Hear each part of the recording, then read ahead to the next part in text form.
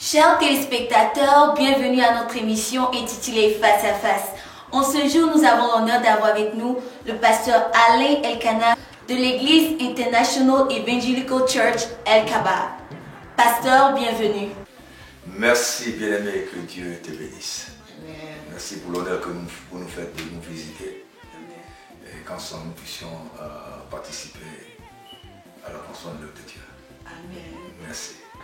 Pasteur, pouvez-vous nous donner l'adresse de votre église? L'église, notre jeune assemblée se trouve donc sur 497 Central Avenue à Newark, New Jersey. Voilà, nous sommes une jeune communauté et nous essayons de faire avancer les choses comme nous pouvons. Nous faisons ce que nous pouvons et ce que nous ne pouvons pas, nous le mettons entre les mains du Seigneur. Pasteur, comment pouvez-vous décrire la vision de votre église? Notre vision est d'abord une vision missionnaire, et d'abord non seulement une vision missionnaire, mais nous, notre but, c'est d'abord le salut des âmes, et premièrement, et la restauration des âmes, et la délivrance, et puis nous voulons en fait, c'est l'éducation du corps de Christ, et puis notre message, c'est Jésus-Christ, c'est celui qui est notre message. Donc la vision de l'Église, c'est d'abord de promouvoir les ministères. Nous cherchons à promouvoir les ministères et ensuite édifier, former et envoyer sur le terrain pour le service du Seigneur. Pasteur, quel sera le thème de notre interview en ce jour? Comme nous l'avions dit dans un passé récent, je pense qu'aujourd'hui il est bon pour nous de traiter certains sujets qui sont d'ordre vraiment spirituel et puis importants.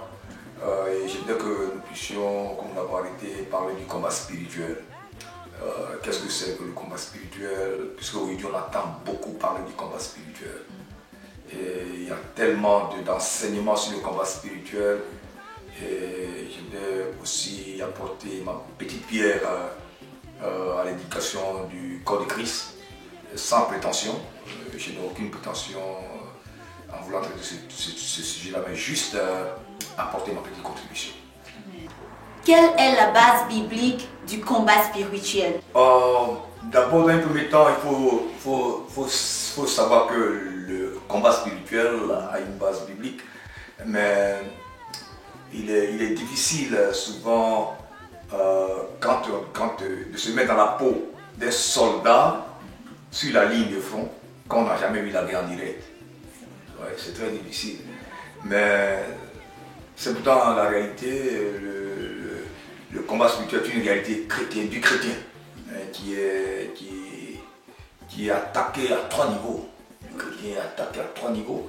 Et rapidement, donc, tout d'abord, il y a sa propre chair qui est affaiblie par le péché.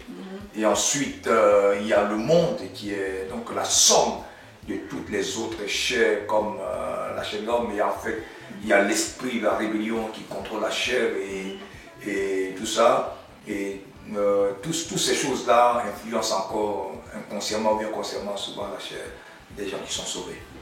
Donc, nous allons parler un peu de cela, mais le combat spirituel a une base biblique. Le combat spirituel a une base biblique et nous pouvons voir cela dans différents passages bibliques. Et là, la Bible nous le dit et l'histoire nous confirme cela, que plusieurs enfants de Dieu, plusieurs sectes de Dieu vont tomber devant l'ennemi. Et cédant donc surtout à la pulsion de la chair et aux hérésies séduisantes, parce qu'aujourd'hui beaucoup d'hérésies sont enseignées. Mais pourquoi toutes ces personnes doivent être tombées? Pourquoi? Pourtant la Bible déclare que celui qui est en nous est plus fort et plus puissant que celui qui est dans le monde. Non, alors si nous tombons, est-ce que c'est la faute de celui qui est en nous, mais c'est notre propre faute? C'est la question. Puisqu'il est en nous et nous tombons, et beaucoup de temps, pourtant celui qui est en nous est plus fort que celui qui est dans le monde. Alors pourquoi ces chutes? On va vous demander, pasteur. Ok, d'accord. Bon, mais je voulais dire que ce n'est sûrement pas du côté de celui qui vit en nous. Okay. Ce n'est pas sa faute si nous tombons. Okay. Mais c'est nous-mêmes. Nous avons notre responsabilité dans ce qui nous arrive. Souvent par manque de connaissances, par manque d'enseignement. Et souvent nous tombons dans les travers et on s'accorde des dommages à l'Église et au peuple de Dieu.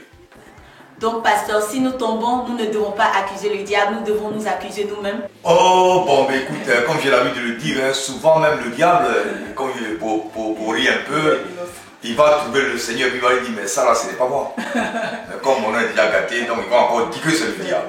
So, Dieu nous a donné le pouvoir de dominer l'ennemi et de dominer notre chair. J'aime la version français courant qui dit que le diable rôde comme un lion rugissant, cherchant qui va se laisser dévorer par lui. La version seconde dit, le diable rôde comme un lion rugissant, cherchant qui dévorer. Moi j'aime bien cette version-là, qui dit, il rôde comme un lion rugissant, cherchant qui va se laisser dévorer par lui. Donc si on ne sait pas disposer, le diable ne peut pas nous avoir. Donc il y a des attitudes, il y a des attitudes à avoir, des choses à faire pour pas nous disposer, pour que le diable puisse nous dévorer. Et souvent nous prêtons le flanc au diable. Quelles sont les portes que nous pouvons ouvrir au diable? D'abord, je voudrais, avant qu'on aille un peu plus loin, je voudrais dire que, mais basé sur 3 tests, la parole de Dieu, que nous connaissons classiquement. Il y a d'abord Ephésiens chapitre 12, verset 6, Ephésiens 6, verset 12 qui dit, car nous n'avons pas à lutter contre la chair et le sang, mais contre les dominations, les autorités, les princes de ce monde de ténèbres, les esprits méchants dans les lieux célestes. Et Colossiens chapitre 2, verset 15 dit, il, c'est-à-dire parlant de Jésus, a dépouillé les dominations et les autorités et les a livrées publiquement en spectacle, en triomphant d'elle par la croix. Et nous avons Jean 3, 8, 1 Jean 3, 8 qui dit, le Fils de l'homme apparu afin de détruire les œuvres du diable. Okay? Donc en partant sur ces 3 passages-là, nous pouvons déjà voir les bases bibliques du combat spirituel. Qu'est-ce que le combat spirituel? C'est à ce niveau-là. Parce qu'il y a une confusion à ce niveau. Souvent, on confond démonologie, c'est-à-dire chasser les démons, et le combat spirituel. Ce n'est pas la même chose. C'est pas la même chose. La différence elle est très grande. Parce que le combat spirituel, d'abord un combat, c'est un affrontement entre deux individus ou un groupe d'individus. Et cet affrontement-là peut ne pas avoir de but apparemment, mais quand on fouille bien, il y a toujours un but dans un combat. Il y a toujours un but. Il y a toujours quelque chose pour laquelle on se bat. Tu comprends? Donc, d'abord, le combat peut être d'os physique. C'est-à-dire un groupe de personnes qui s'insultent, ou bien pour des raisons ou une autre. Et on prend aussi des exemples de problèmes de leadership. C'est un combat. Tu vois, dans les milieux professionnels. Et ça peut être aussi d'autres. Quand il parle de combat de leadership, c'est surtout au niveau moral. Donc il y a le niveau physique, il y a le niveau moral, il y a le niveau spirituel. Un esprit malsain qui tourmente un être humain jusqu'à affecter sa personnalité. Tu vois, non? Et tout ça, c'est... Et aujourd'hui, mon problème à moi, c'est que il y a comme une confusion dans ce que nous faisons. Et là, je voulais une fois de plus encore dire que je n'ai pas la prétention de posséder toute la connaissance, mais le peu que j'ai eu la révélation de connaître, j'ai partagé ça avec les frères d'une manière simple. Voilà. Donc, le diable, après avoir été déchu, tout a commencé par Éden. Dans le jardin d'Éden. Après avoir été déchu, lui et ses abonnés se sont donc assignés 3 missions. Quelles sont les missions? Le diable vient pour dérober, il vient pour détruire et il vient pour tuer. Ok? Il vient pour tuer. Ça, on voit cela dans Jean 10. Et le cible reste l'être humain. Et pourquoi l'être humain? On va le voir. Le cible reste l'être humain. Tu vois, non? Parce que l'être humain a deux pouvoirs. Il a le pouvoir de créer et le pouvoir de dominer. Parce que lui a été créé à l'image de Dieu, selon la ressemblance de Dieu. Quand nous prenons Genèse chapitre 2, verset 5, verset 3 et 4. Donc, le diable vient, il n'attaque pas les animaux. Il n'attaque pas, mais sa cible la plus noble et la plus prisée, c'est l'homme. Parce qu'en l'homme se trouve l'image de Dieu. Et je voudrais dire ici encore au peuple de Dieu que notre combat, il n'est pas charnel. Nous n'avons pas à lutter contre la chair et le sang, c'est-à-dire contre l'être humain. Ma soeur que tu es, tu n'es pas mon ennemi. Tu n'es pas mon ennemi, tu ne peux pas être mon ennemi. Parce que si tu deviens mon ennemi, je rentre en contradiction directe avec la parole de Dieu. Parce qu'en toi se trouve l'image de Dieu. Donc je combats Dieu en quelque sorte. Parce que tu vois. Et c'est ça qu'il faut voir en tant qu'église aujourd'hui. En tant que... C'est pas une affaire de démon là. C'est une affaire de... C'est pas une affaire de démon là. C'est une affaire de savoir comment orienter les choses. Voilà. C'est pas une affaire de possession. Contre qui luttons-nous? Nous luttons contre les dominations, contre les principautés, contre les princes de ce monde des ténèbres. Nous luttons contre le diable et ses démons. Regarde, je prends l'exemple de Pierre. Quand il disait tout à l'heure que tu ne peux pas être mon ennemi. Si tu es mon ennemi, c'est que je me trompe de combat. Mais si, parce qu'on peut savoir comment une personne est utilisée par les mauvais esprits, par sa manière de parler, par ses actes qu'il pose. Ok? On peut savoir. Donc c'est cela. Pierre parlait avec Jésus. Jésus parle d'une chose, Pierre parle d'une autre chose qui veut amener Jésus en dehors de la volonté de Dieu. Et à ce moment, Jésus dit que ce n'est pas Pierre qui parle. Il dit, avec moi Pierre, mais arrière de moi, Satan qui anime. Et c'est à ce niveau-là que nous devons avoir le discernement. Parce qu'aujourd'hui, l'Église est malade. De la haine des uns vers les autres, on n'a pas à lutter contre la chair et le sang. Tu vois. Donc ce combat-là, nous devons le mener avec noblesse, avec simplicité, avec humilité, en comptant sur la grâce de Dieu. Voilà. La Bible déclare que l'homme a chuté, mais un autre homme est venu pour donner la victoire. Tu vois. Et ce dernier-là, il a pour but, ce deuxième homme, de vaincre la mort par la mort. Il a vaincu la mort par la mort. Donc on ne peut pas être vainqueur dans son système en étant vivant. Dans le système du deuxième personnage, du deuxième homme, la mort n'est vaincue que par la mort. Tu vois? Donc, quand je parle de la mort vaincue par la mort, je parle de la croix surtout. Voilà, il donne la vie, il est venu pour donner la vie, la parole de vie, et puis bon, écoute. Voilà, il devait mourir pour nous donner la vie. Voilà. Dans ce combat, et ce qu'il faut souligner, c'est que nous les chrétiens, nous pensons que nous vivons comme si on vient dans un système normal. Alors dès l'instant que tu as dit non au diable et que tu as choisi de marcher avec Jésus, tu lui as déclaré la guerre qui va s'étendre du début de la conversion jusqu'à ce que le Seigneur vienne te chercher. Donc c'est un combat permanent. Et toute ta vie. Donc on ne vit pas comme si, bon, tout allait bien.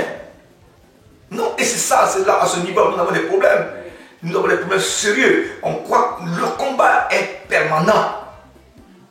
C'est pas une question c'est là où il y a la différence, le combat spirituel et la démonologie. Le démon, on le chasse tous et puis ça va. Oui. Ok. On le chasse, le démon, on quitte ce corps là et puis ça va. Mais le combat spirituel, il est pour tout le temps. Donc c'est là que nous devons garder, nous devons savoir raison garder et puis mener le combat normalement. Pasteur, d'autres personnes peuvent se demander, je suis chrétien et j'ai toujours des problèmes, j'ai toujours des difficultés. Est-ce que c'est normal pour un chrétien d'avoir des problèmes ou des difficultés? Bon, d'abord ça c'est une méconnaissance de la parole de Dieu et de des promesses de Dieu. Okay. Voilà. Moi, parce que quand nous nous sommes convertis, quand Jésus nous a appelés à lui, il n'a jamais dit que nous n'aurons pas de problèmes. Donc, moi je dis que nous les chrétiens évangéliques et pentecôtistes surtout, on ne sait pas évangéliser. C'est nous qui prêchons mal la parole. C'est pour ça qu'il y a beaucoup de déceptions dans l'église du Seigneur. Bon, quand je vais rencontrer une jeune fille, ou bien une femme qui n'est pas mariée, et je lui dis, si tu viens dans notre église, tu vas avoir un mari, tu vas avoir du travail, et tu vas avoir des enfants, tu vas voir cela. Je ne présente pas Jésus comme le sauveur. Tu vois? Je présente un Jésus qui ne fait que pouvoir aux besoins matériels. Comme un marabout. Tu vois? C'est comme ça que nous présentons souvent les choses. Et c'est pour ça que les gens, quand ils viennent 2 mois, 3 mois, 1 an, 2 ans, 3 ans, et ils ne voient rien, ils sont obligés de retourner. Il dit, j'étais à l'église, mais je n'ai rien reçu. Parce qu'on ne t'a rien annoncé. C'est une chose, c'est que nous ne suivons pas Dieu pour une quelconque bénédiction. Nous ne suivons pas Dieu pour un mariage. Nous ne suivons pas Dieu pour avoir de l'argent. Nous ne suivons pas Dieu pour avoir des enfants. Ni pour avoir un travail. Parce que tout ça, on a ça aujourd'hui et demain, on ne l'a pas. Nous suivons Dieu parce que Dieu est Dieu. D'abord. D'abord. Pourquoi la parole dit, cherchez premièrement l'homme des cieux. C'est pour ça que je suis contre ceux qui présentent l'évangile comme aujourd'hui on dit, bon, si tu n'as pas d'argent, c'est que tu es pauvre, tu es possédé. Okay. Si tu es pauvre, c'est que tu es possédé, si tu n'arrives pas, c'est que tu es possédé. Mais ça, c'est un évangile qui vient tout droit de l'enfer. Ça n'a rien à voir avec l'évangile de Jésus. Et ça, c'est aussi un combat spirituel à mener. Ce sont les hérésies. Jésus n'a jamais promis à quelqu'un que si tu vis à moi, tu n'auras jamais de problème. Je crois que c'est un sujet important. Parce qu'il faut éclairer quand même le peuple de Dieu. C'est un sujet très important, mais qui a besoin d'être traité avec beaucoup de sérieux. Il y a beaucoup d'humilité. Oui. Beaucoup d'humilité. Parce que c'est un domaine spirituel et l'homme ne connaît pas, il ne connaît que partiellement ce qui est du domaine spirituel. Donc il faut être assez humble pour traiter ce sujet-là. On ne fait pas comme si nous sommes dépositaires de toute la connaissance spirituelle. Non, il faut être beaucoup humble parce que Dieu il est multidimensionnel. Voilà, il est multidimensionnel. Il faut être assez humble. Et je pense qu'il faut aussi apprendre auprès de ceux voilà, qui ont aussi de l'expérience que nous. Voilà, parce que ces deux mecs-là, voilà pourquoi Jésus envoyait souvent ses disciples 2 à 2. Oui. Et moi, je n'ai pas honte de dire que j'apprends des gens. Oui, parce qu'il faut apprendre des gens. Dans la vie, il faut avoir des maîtres. Voilà. Aujourd'hui, il y a trop de mecs qui s'édèquent au milieu de nous. Ils n'ont pas de généalogie, ils n'ont ni père ni mère. Ils n'ont pas de père spirituel. Ils n'ont pas de. On les appelle dans notre jargon les mecs qui s'édèquent. Ils évoluent en singleton, ils évoluent seuls, ils n'ont ni père ni mère. Et ça, c'est pas bon. Parce qu'on se trompe, nous sommes humains, nous sommes limités. En ce qui concerne les choses spirituelles, nous sommes limités. C'est ce qu'on doit se le dire. Voilà pourquoi il y a beaucoup d'hérésies. Voilà. Même quand il y a une révélation, il faut qu'un homme expérimenté que toi tu puisses soumettre cela. Parce que la révélation, on ne connaît que le passé. Même on peut se tromper en donnant une interprétation. On peut se tromper. Parce que le côté humain peut prendre le dessus. Donc c'est vraiment important. Et mon désir, c'est vraiment que le peuple de Dieu soit formé parce que le Seigneur revient bientôt. J'ai comme l'impression que les gens sont dans nos églises et ne connaissent pas le Seigneur. Ils sont dans nos églises mais ils ne connaissent pas le Seigneur. correspond le Seigneur qui enseigne qu'aujourd'hui, un petit mouvement peut les faire quitter l'église. Parce qu'un pasteur l'a choqué, il peut quitter l'église. Parce qu'un ancien l'a choqué, il peut quitter l'église. Mais celui qui connaît Jésus et qui sait qu'il est là pour le Seigneur, rien ne peut le déraciner. Rien. Rien ne peut le déraciner. Qu'un pasteur fasse ceci, qu'un ancien, un responsable dise cela. Non, lui il sait qu'il est là pour le Seigneur. Il est là pour le Seigneur. Et que le Seigneur revient très bientôt. On doit recentrer les débats. Je suis peiné aujourd'hui que tout le monde court derrière l'argent. Tout ce qu'on voit maintenant, c'est tu seras riche. Derrière les visions, les révélations. Voilà. Il me rappelle qu'il me voit une fois. Oh pasteur, qu'est-ce que Dieu t'a dit au sujet de moi? J'ai dit non, mais je ne suis pas un marabout. Je suis loin d'être un marabout. Et c'est ça qui pousse les gens à inventer des prophéties. Ma passion à moi, ce n'est pas une assemblée de milliers de personnes, ce n'est pas ça mon business. Si Dieu en donne, que son nom soit béni. Parce qu'il donne à chacun selon ce que tu vas supporter. Ok. Mon problème à moi, ma passion, c'est être un prédicateur de là où 2 ou 3 sont assemblés à mon nom. La présence de Dieu. Parce que tant que le Seigneur est avec nous, quel que soit le nom que nous sommes, et je voudrais encourager ici les hommes de Dieu à centrer leur ministère sur la présence de Dieu au milieu de son peuple. Non pas pour le nombre de personnes. Parce qu'on perd des milliers et Dieu peut ne pas être avec nous. Quand on perd des milliers, Dieu peut être avec nous. Mais on perd 2 ou 3 où Dieu est au milieu et manifeste sa gloire. C'est ça qui est le plus important. Donc je ne fais pas la course aux membres. Non, je fais plutôt la course à la présence de Dieu. La présence de Dieu.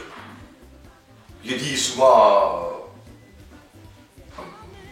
aux gens, si l'église se limite à ma femme, à nos enfants, pour moi c'est suffisant pour que Jésus soit au milieu de nous. Ça ne veut pas dire que je ne m'attends pas à gagner des âmes, puisque c'est ça le but du ministère, mais ma passion première, c'est la présence de Dieu qui nous aide dans le combat spirituel. On n'a pas besoin, aujourd'hui, à cause du fait qu'il y a confusion, beaucoup courent à gauche, à droite, et on touche à des interdits dans la maison du Seigneur. On cherche le pouvoir en dehors du pouvoir que Dieu nous a donné. Tu vois? Mais est-ce que Jésus est dedans? C'est d'abord ça. Donc aujourd'hui, le combat spirituel n'est pas une église.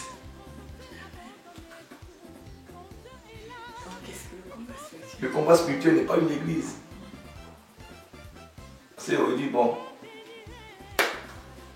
il y a des comment on dit, quelqu'un m'a dit notre église s'appelle combat spirituel. Le combat spirituel n'est pas une église. Non. Le combat spirituel est tout autre. La guerre spirituelle n'est pas. C'est pas ça, tu vois. Il faut tout faire pour faire avancer la cour du Seigneur. Hein? Parce qu'il faut savoir que toute œuvre spirituelle venant de Dieu véritablement croise toujours une opposition spirituelle. Tu vois? Et cette opposition doit être surmontée par la proclamation de la parole de Dieu, la sainteté de vie et la prière que nous faisons au nom de Jésus. Tu vois? Et deuxièmement, la guerre spirituelle arrive comme un résultat de suivre les directions de Dieu dans le ministère chrétien normal. Qu'est-ce que je veux dire? La guerre spirituelle n'est pas une fin en soi, mais un moyen nécessaire pour apporter le royaume de Christ. Parce que le diable, en nous attaquant, pense que nous allons renoncer. Mais en nous attaquant, il nous propulse. Tu vois? Il nous propulse pour aller atteindre l'objectif que Dieu nous donne. Et la guerre spirituelle n'a pas lieu en l'assemblée. Ce n'est pas un slogan. Ce n'est pas un slogan, ce n'est pas en lançant un slogan au diable ou en employant une quelconque technique spéciale. Non. La guerre spirituelle, ce n'est pas les slogans. C'est le résultat de demeurer en Christ, de l'adorer, de faire fidèlement ce qu'il veut. trop te fatiguer les cheveux. Tu vois, il y a une soeur qui m'a appelé une fois. Elle me dit, pasteur,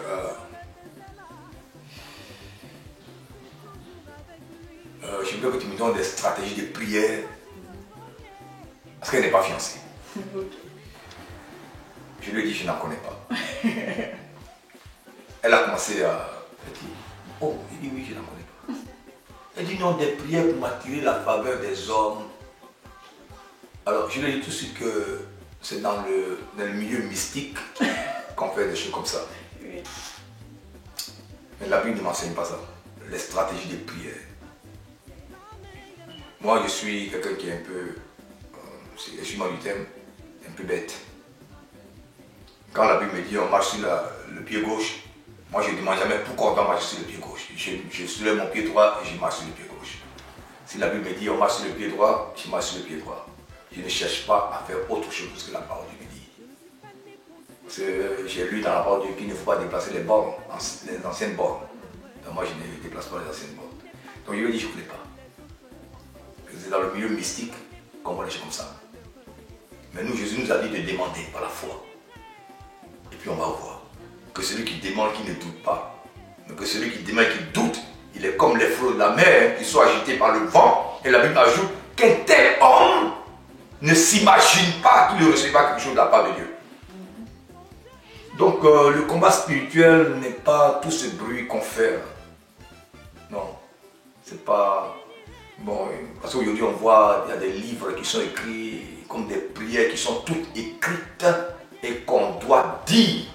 Mais là, ça nous ramène là où on est quitté. Ça nous ramène directement là où on est quitté, où on récitait nos prières. Non, non, non, non, non. Moi, je pense qu'il ne faut pas confondre les choses. L'expérience de Rosé n'est pas mon expérience.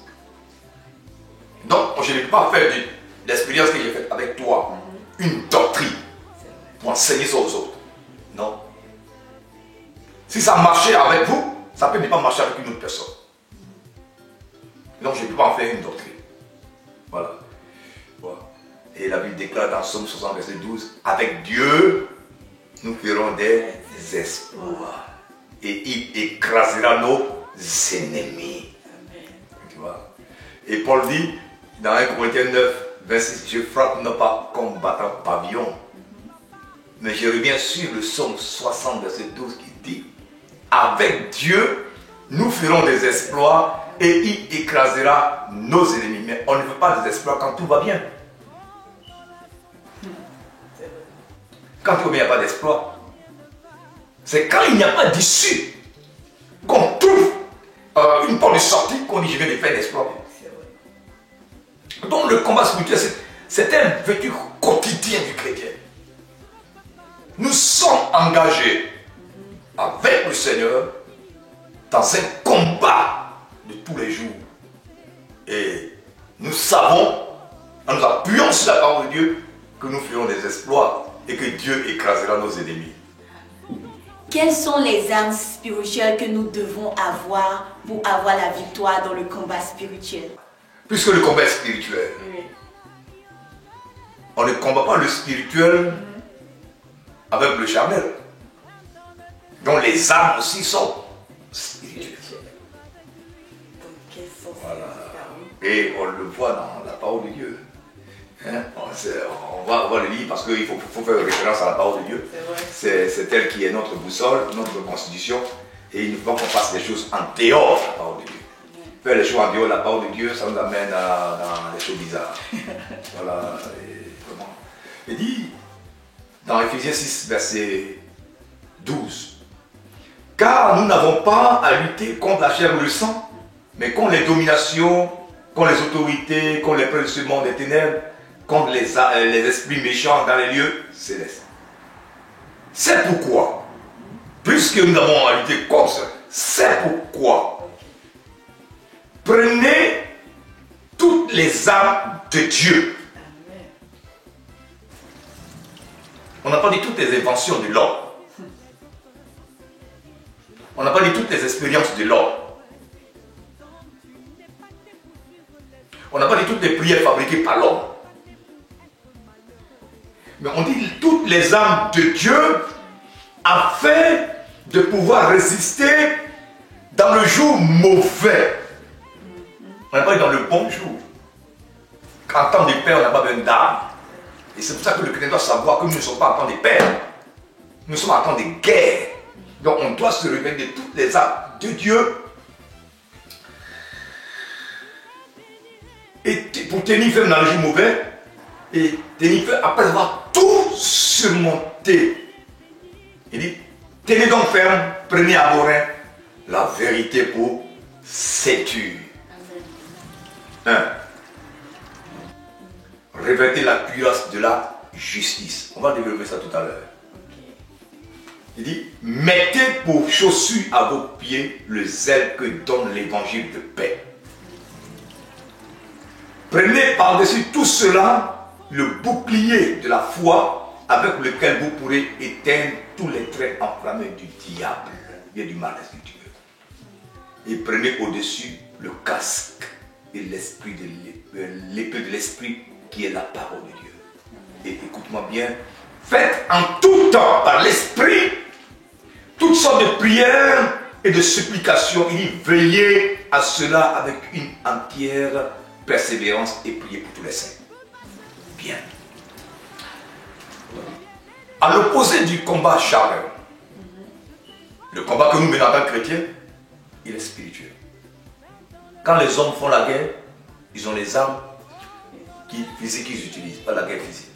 Mais nous, notre guerre n'est pas constante. On n'a pas besoin de Kalachnikov, on n'a pas besoin de bombes, on n'a pas besoin de mitraillettes, on n'a pas besoin de tout ça. On a besoin des armes de Dieu.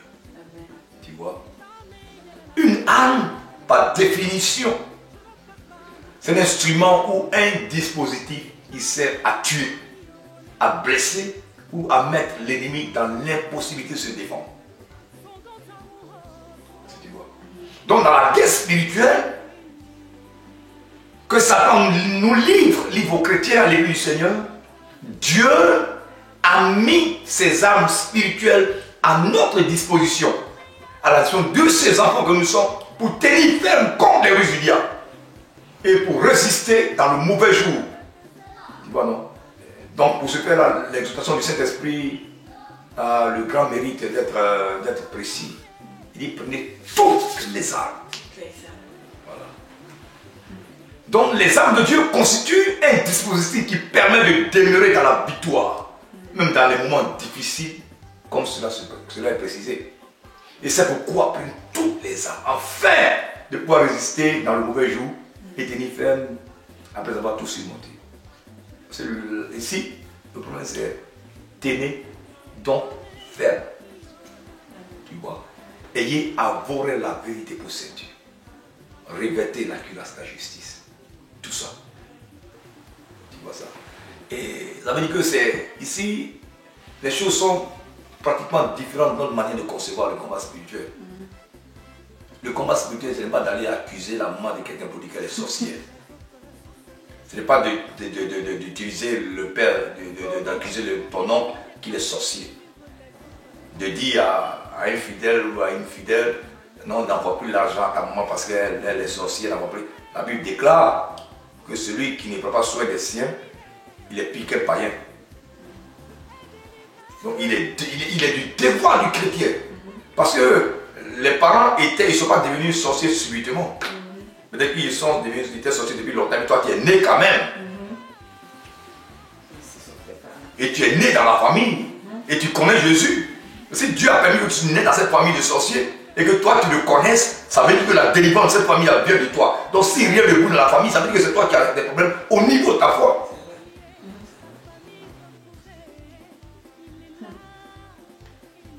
Donc ce n'est pas... Bon, si tu les fuis, qui va les sauver?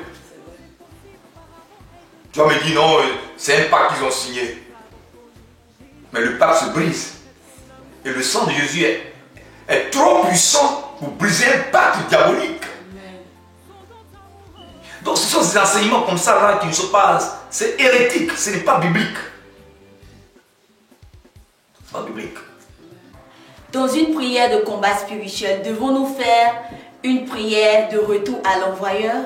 Oui, c'est possible parce que quand la balle vient, et que tu peux la renvoyer, tu la renvoies. Mais nous ne renvoyons pas les choses dans le but de détruire. Nous faisons tout sur la base de l'amour. Pour mener le combat, spirituellement, combat spirituel, il faut être rempli d'amour. Tout ce que nous faisons, c'est la base doit être de l'amour. Mais en combattant. En combattant. Nous ne voulons pas la mort du méchant qui meurt. Mais nous présentons Christ dans toute sa véracité, dans sa simplicité, dans tout son amour, sa miséricorde, sa compassion. Maintenant, si tu ne veux pas accepter, tu n'acceptes pas, tu mourras. Mais aujourd'hui, qu'est-ce que nous voyons? Des familles sont séparées. Des enfants sont coupés de leur famille. Des personnes sont coupées de leur famille à cause d'une soi-disant guerre spirituelle. Ce n'est pas biblique. Aujourd'hui, comme je disais il n'y a pas longtemps quelque part, nous donnons dans le combat spirituel le pouvoir au diable qui n'a pas. Quand un sorcier que Dieu a eu la grâce de sauver, Jésus dit, va et dis-leur ce que Dieu a fait pour toi. Tu vois? Dis-leur ce que Dieu a fait pour toi. Il faut qu'on sache que raison de garder, on aime faire du sensationnel. L'œuvre de Dieu, un ministère béni, ce n'est pas le sensationnel. Dieu ne peut pas être efficace sans la permission de Dieu. Parce que les âmes appartiennent au Seigneur. C'est tu vois. Et sans le consentement de Dieu, tu peux utiliser une arme. Dieu n'a pas dit cette arme que tu as utilisée, il faut prendre une autre. Et sans le consentement, la direction de Dieu, tu peux ne pas avoir de succès. L'efficacité des armes de Dieu réside dans la qualité de la communion avec Dieu. Sans la qualité de la communion avec Dieu, l'âme spirituelle devient inefficace. Deuxièmement, l'efficacité de l'âme, des âmes spirituelles que Dieu nous donne, se trouve dans l'obéissance à la parole de Dieu et à la sainteté de vie. Donc pour que dans le combat spirituel nous soyons vainqueurs et que notre victoire puisse durer, il faut l'obéissance à la parole de Dieu, pas l'expérience de l'homme, pas aux expériences de l'homme. Non, l'obéissance à la parole de Dieu, la sainteté de vie et la communion que nous avons avec Dieu. Une communion d'abord personnelle avec Dieu. Donc c'est les trois éléments qui nous assurent la victoire dans le combat spirituel. Si tu vois. Et puis, qu'est-ce que je veux dire encore? Nous devons réaliser que les armes que Dieu met à notre disposition sont d'une efficacité redoutable. Si tu vois. Pour remporter des batailles que nous livre l'ennemi de nos âmes. Satan, notre adversaire. Leur importance est donc efficace et sont bien réelles. Tu vois. Car ces armes avec lesquelles nous combattons ne sont pas charnelles. 2 Corinthiens 10, 4, 5. Mais elles sont puissantes par la vertu de Dieu pour renverser les forteresses. Donc souvent nous les chrétiens, on ne sait pas ce que nous avons en main. Mais aussi c'est pas ignorant parce qu'on nous a pas enseigné. On nous a enseigné à craindre le diable. On nous a enseigné comment fonctionne le diable. On nous a enseigné comment fonctionnent les démons. C'est ce qu'on connaît. Mais on ne nous a pas montré comment Dieu et son royaume fonctionnent. On dit, pour combattre l'ennemi, il faut le connaître. D'accord? Je suis d'accord avec ça. Mais l'ennemi ne s'est pas créé par lui-même. Il n'était pas ennemi avant. Donc je crois que pour le connaître, on peut consulter celui qui est en haut. Celui qui l'a créé. Il le connaît mieux que nos petites informations que nous avons. Donc, en mettant toute notre confiance dans le Seigneur, en faisant connaître Dieu au peuple de Dieu, comme il se doit, d'une manière profonde, simple, d'une manière profonde. On n'a pas besoin de chanter les louanges du diable. Parce qu'il suffit de voir un cafard passer, on dit, oh non, Jésus! Quand un cafard il passe, Dieu l'a créé pour qu'il passe. Ce n'est pas tous les cafards qui sont des sorciers. Donc tu vois, tout ça c'est de l'exagération, c'est comment on appelle ça, je veux dire, c'est du sensationnel. Et puis, bon, comme les gens aussi, aujourd'hui, nos chrétiens ne s'appuient pas sur la parole de Dieu, ils croient plus aux hommes de Dieu que quand Dieu lui-même est à sa parole. J'ai été blessé d'entendre quelqu'un dire: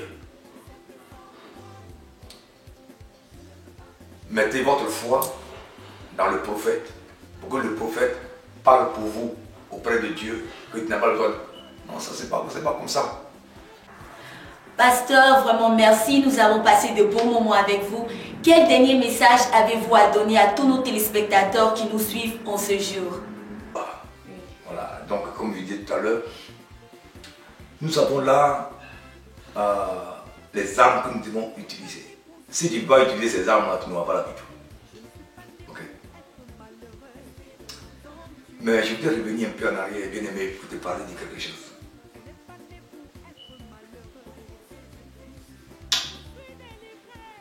Je vais répéter ça encore. Pour moi, il est primordial aujourd'hui, dans nos églises, que les hommes de Dieu que nous sommes, nous amenions les brebis du Seigneur à craindre Dieu plus que nous. À mettre leur confiance plus dans le Dieu de leur salut qu'en nous. À croire plus en Dieu qu'en nous. Ce que nous attendons de nos chrétiens, c'est qu'ils nous respectent, qu'ils obéissent et qu'ils pourvoient aux besoins des saints. Mais pas de les adorer. On n'adore pas un homme de Dieu. On lui obéit. On subvient à ses besoins. On le respecte, on l'aime. On adore Dieu seul. Parce que la puissance qui se dégage de l'homme de Dieu n'est pas sa puissance. C'est la puissance de Dieu. L'onction qui est aussi dans la vie de l'homme de Dieu n'a pas cherché ça dans une boutique, ni dans une école théologique. Ça vient du Seigneur. Mais pourquoi craindre celui qui possède que celui qui donne?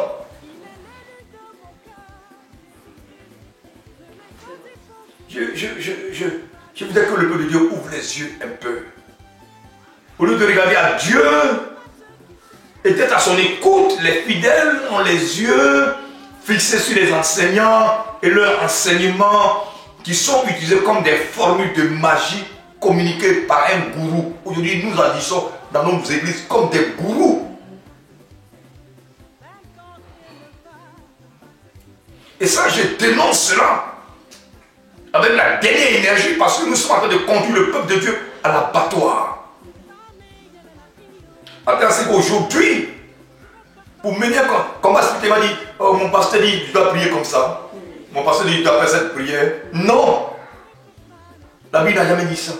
Jésus dit, quand vous priez, dites notre Père qui est aux cieux. Il n'a pas dit notre pasteur qui est dans telle église. Ça, c'est important. Oh, je sais que beaucoup de personnes ne m'aiment pas à cause de cela, mais peu importe. Ce qui m'importe, c'est dire la vérité de la parole de Dieu. Vous voyez? Oh, tout ce qui soustrait les chrétiens de la dépendance de Dieu, par le contrôle, par le Saint-Esprit, n'est pas de Dieu. Pasteur, vraiment merci encore une fois. Nous espérons vous voir une prochaine fois pour une autre mission de Face à Face. Que Dieu vous bénisse. Merci, bien-aimé. Que Dieu te bénisse. Et puis... Chers téléspectateurs, merci d'avoir suivi notre émission Face à Face. Nous espérons vous voir une prochaine fois pour une autre émission de Face à Face. Que Dieu vous bénisse et à la prochaine.